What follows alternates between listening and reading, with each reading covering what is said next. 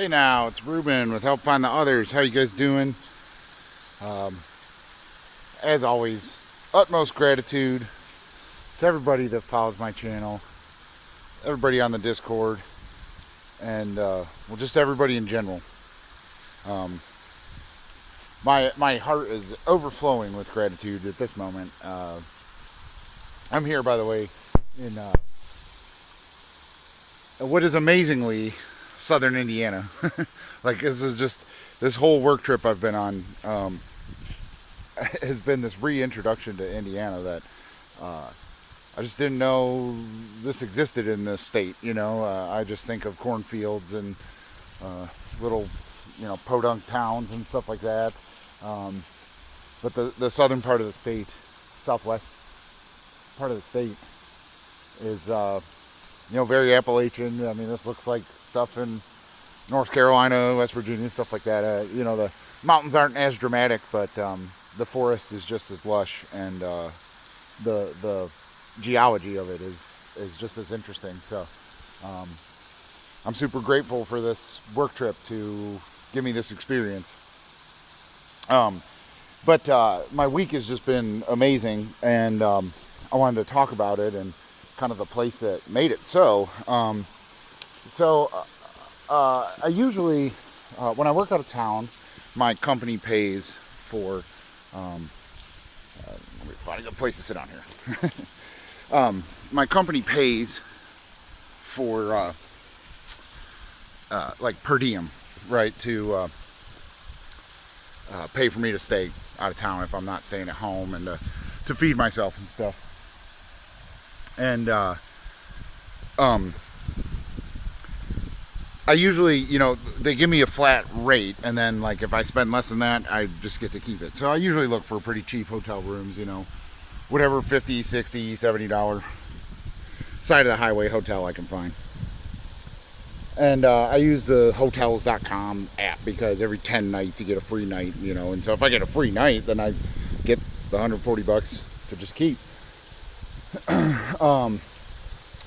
So I'm looking through there, and this one just keeps popping up, and it says Lost River Hostel, and it's $34 a night, and like the picture is like this nice little like round pagoda looking house in the woods, but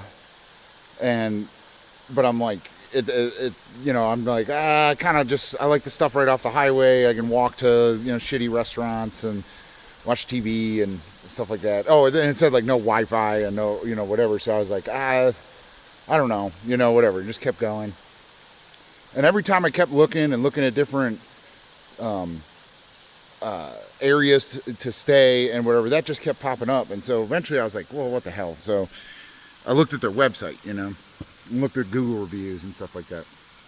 And like the reviews are either 1 star or 5 star. And the negative reviews are basically just sound like people that, just need creature comforts and expect a certain, amount of technology to exist. And then the other reviews are people like, I want to live here, this is the greatest time of my life, stuff like that. And so I definitely fall in that 5-star category. And so the way the place is it's a nonprofit. It's a like a old farmhouse, and then the guy that owns it and runs it built like this guest house kind of thing, and it's like a silo, and it's got like 6 rooms in it and different bed arrangements and stuff like that. And there is electricity out to it. And I think in the summer they have AC. They don't have central heat. They have like space heaters in there. And like that's about it, and they provide sheets and pillows and blankets and stuff like that. The bathrooms are like a compost toilet kind of thing. So, that could rub people the wrong way. I'm sure that's why people leave negative reviews. But, if you're used to going to a music festival and pooping in a porta potty, like that shouldn't really bother anyone. There is running water out to the outside the guest house. There's a shower house, and there's 2 showers, and they're open air, like they've got a roof, but they're open air, like you're like looking out into the woods while you're taking a shower, which is really cool. And on the roof, there's a tub, and I didn't use that, but it's the same thing. It's like open air, looking out into the um, into the woods, which is just awesome, actually. I really enjoyed showering out in the woods. So, like, amenity-wise, that's it. However, and it says, dinner included is what it says in the in their ad and stuff like that. But it's so much more than that, because the main room of the farmhouse, the kitchen, dining room, living room, is a no phone zone. You can't have your phone out, which is so key, and something it probably won't work, but it's like something I want to like initiate in my own house and anywhere that I live. And the people that work at the hostel cook dinner, and before and you don't have to come eat, obviously, but everybody does pretty much. And before they eat, everybody stands around in a circle and holds hands and has like a deep expression of who they are, where they're from, and what they're grateful for, and where their head's at for the day, what kind of day it's been, and stuff like that. And everyone just has this really open moment. You take like a little moment of silence, listen to everything, and then chant "Yum," which is really cool. And that's it. And it like kind of centers everyone and focuses everyone on being together. And then nobody has their phone out, so you eat, and then it just turns into just a hang. And I mean, maybe it's the energy I brought, so it was just that way. But I imagine it's like that all the time, of just like super deep conversations and just people like getting to know everyone, find out where they're from. And I was there 4 nights, and every night there was different people. There was one guy who was staying all week, and I got really close with him. But every night there was different people that were just staying for a night or passing through. And it's just this amazing vibe of just like this awesome dinner party of kindred spirits of the others every night with a rotating cast. And then it's just amazing. Like, that is such a different experience from a hotel. But then to, expand on that, like, it's not just about the people coming through to stay. The people that work at the hostel, this is who it's really for, and this is the nonprofit kind of part of it. They don't get paid. It's free room and board, and they do chores around the place, and like I said, they cook the dinner and go to the store and do all this stuff. But it's basically like if you wanted to come stay there but don't have any money, it's like a time to like cool your heels, find out where your path is taking you next and what your next move is. And maybe if you go out and get your ass kicked, like, you come back again. I imagine there's people that have done several tours of duty there, I imagine. It's been open for, I think, like 6 or 7 years. So I imagine the amount of cool, beautiful people that have come through there and moved on have done very well. It's a place to heal. It's a place to find yourself. So the employees, if you want to call them that, that's the real heart of that place. And like, it was a big light bulb moment for me, for anyone following the channel, and like how I've been trying to figure out what I have on my hands in New York and what it could be and what I want it to be. And there was just a big light bulb moment this week of, oh my God, like, this is kind of, the model of what I can make work in New York. And it's really been a big inspiration and motivation now for me to really figure out how to incorporate aspects of the culture at Lost River, and kind of add my culture and what I want to provide for people to my place. But yeah, that's where I'm at, and it's just amazing. Like, it's,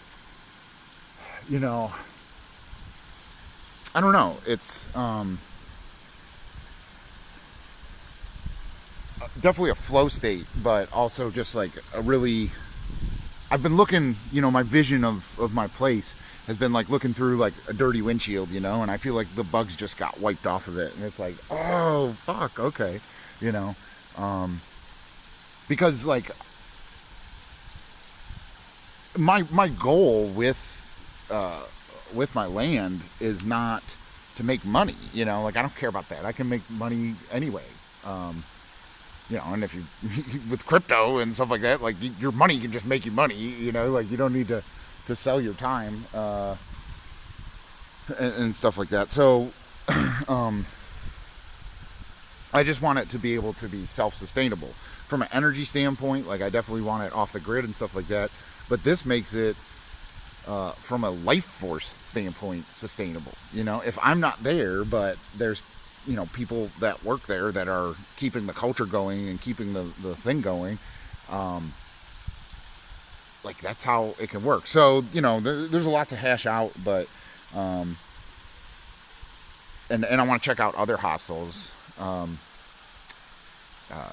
to really get a bigger picture of how I can make it mine and what I can do. And the owner of this one gave me good advice and said, you should maybe work at a hostel for a little bit just to get from that perspective. And that's a really good idea, so I'll probably do that.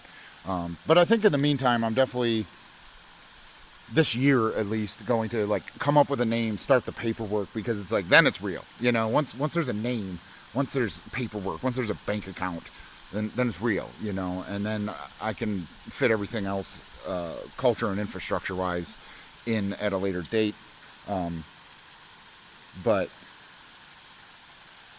and the other beautiful thing, right, is like I had a really strong connection with everybody that came through that place. Very, very, very deep conversations. I mean, it was like a week-long podcast almost every night. I don't know if you're familiar with how like Buddhist mandala paintings work, where like all these monks will work in silence for like a week making this painting out of colored sand, and then once it's done, it's beautiful and intricate, and like right when it's done, they just dump it, and it's just gone, right? And and it's different every time, and whatever. That's the beautiful thing about this week, is like the friendships could be that, like I could never see any of those people again. I could never go back to that hostel again. That's entirely possible, and probably even probable. Or if I go back, it's going to be completely different people other than the owner. And, there was a moment this morning where I was like kind of sad about that. And like, I want to stay here, like kind of thing. But, I mean, there's beauty in that. There's beauty in knowing something's temporary, but not letting it be any less important to the people involved, and they may not remember my name, but there's conversations I had that will stick with them and help them down the road, and vice versa for things I picked up from people and learned, and stories that even if I never see them again and forget their name, like that's still important. It's still a building block in the journey, and that's part of gratitude. It's part of abundance. Abundance, like I've said, isn't just money related. It's friendship and love and kindred spirits and stories and all of that stuff. There's a never ending amount of that. We can feel so alone, and then we just book 4 nights at some weird hostel in the woods, and find that we're surrounded by people that feel the same way as we are. And it was a very big, like, it tied into the help find the others kind of whole thing we got going on. I showed everyone the link for YouTube. I'm sure some people are going to watch it and end up, on the Discord and stuff like that. Maybe, I don't know, but it's very much the same vibe. And it was just the universe just poking me in the face saying like, hey bro, your idea, here's someone doing kind of what you want to do. You should go check it out, because like I said, I was looking at different hotels, and like that just kept coming up. Like I would scroll, and then it would be like it would come up again. Like I don't even know why that was on the app. Like you would think there's just one, and if you scroll past it, that it's gone. And I was just meant to be there. And then like the kicker too is what I was working on all week ended up like I didn't need to do it. Like I didn't need to be in this area. I didn't need to stay there. It wasn't a waste of my time, obviously, but it was a waste of my company's time. And oh well, like that's how it works. And I was just open to that experience. And I I said I could have said no and been like, no, I'd rather have Wi-Fi and watch Hulu when I went to bed or whatever. Um, and but I said yes, and that opened up the opportunity and potential of a path that I've been walking past and not going down, and being like, hey, that path looks cool, but I'm going to keep going this way, and then that path comes up again, and I think this experience was really like, you sure you don't want to go down that path? It's really fucking cool, man, and then hopefully I'm going down that path now. So very excited. Like I said, my heart is just singing right now at the top of its lungs, and I owe that all to myself, like I said, for saying yes and stepping outside my comfort zone, but also just the Lost River Hostel and the culture they've provided, and that they're not. I refuse to think that they're like the only people doing that, and I mean I know they're not. Like he got the idea from another one and stuff like that. So like it's the hostel, the American hostel culture is something I'm really going to dig into going forward to find out more and make more connections and stuff like that. So, that was probably really fast and rambly. Like I said, I'm really excited. So, yeah, that's all I got for today. Stay safe, stay sane, stay weird, go hiking. Thanks for helping find the others.